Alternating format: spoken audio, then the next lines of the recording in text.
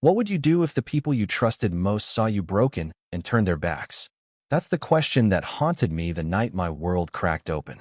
My name is Eli, and at 17, I thought I knew pain until that evening in the alley behind the corner store taught me what it really meant to feel alone. It was a cold March night, the kind where the wind bites through your jacket.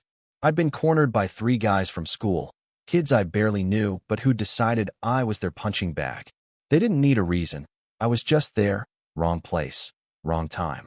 Fists flew, and I hit the ground hard, my cheeks splitting against the pavement. By the time they left, laughing like it was a game, my face was a mess of blood and bruises, my ribs aching with every breath. I stumbled home, clutching my side, hoping for something comfort, maybe, or at least a bandage. My parents were in the living room when I walked in. Mom was scrolling on her phone, Dad flipping through a newspaper. I stood in the doorway, blood dripping onto the hardwood, waiting for them to look up. When they did, their eyes widened for a split second. I thought I saw Mom's hand twitch, like she might stand. But then Dad's gaze hardened, and he muttered, "What did you do this time, Eli?" Mom just looked away, her lips tight. They didn't ask if I was okay. They didn't ask who did it. They just walked out. Door clicked shut, car engine roared, and they were gone. I stood there, frozen, the sting of their silence worse than the bruises. I cleaned myself up in the bathroom, staring at my swollen reflection. Why didn't they care? Was I that much of a disappointment? The questions burned hotter than the pain in my face. I'd always been the quiet kid, the one who didn't make waves, who tried to do right. But lately, Dad's temper had been short, Mom's patience shorter. I thought maybe they were stressed work, bills, whatever parents fight about. But this felt like abandonment.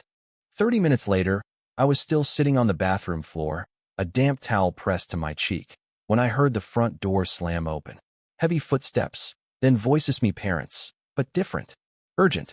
I dragged myself to the living room, bracing for another lecture. Instead, I saw something I couldn't process. Dad was holding a baseball bat, his knuckles white. Mom had a first aid kit in one hand and a phone in the other, her face pale but fierce.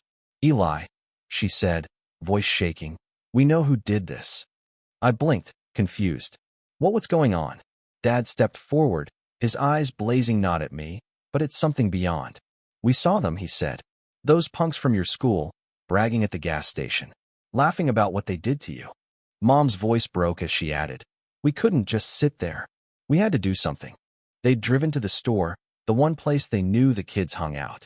They'd heard enough to piece it together, names, faces, the whole ugly story. Dad wanted to confront them right then, bat in hand, but Mom stopped him. "Not like that," she'd said. Instead, they'd called the cops, given descriptions, even recorded one of the kids boasting on Mom's phone. The police were already on their way to pick them up. But that wasn't all. Mom knelt beside me, opening the first aid kit. "We should have stayed," she whispered, tears in her eyes. "We were so angry, Eli. Not at you, ourselves, at them. We didn't know how to face you." Dad set the bat down, his shoulders slumping. "I thought you'd gotten into trouble again," he admitted. "I was wrong. I'm sorry." It was the first time I'd ever heard him apologize.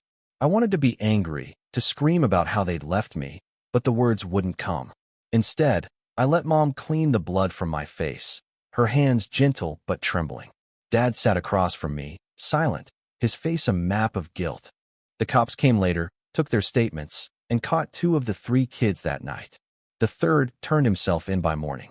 But what stuck with me wasn't the justice, though that mattered.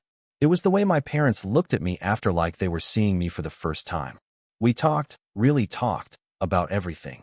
The fights at home, the distance growing between us, the way I'd felt invisible. They listened, and for the first time in years, I felt like they saw Minute as a problem, but as their son. That night didn't erase the hurt. Trust, once broken, takes time to rebuild. But it was a start. My parents weren't perfect, neither was I. Yet in their messy, impulsive way, they'd shown me something unthinkable. They'd fight for me, even when I couldn't fight for myself. Sometimes, love looks like walking away in anger, but it also looks like coming back with a fire to make things right.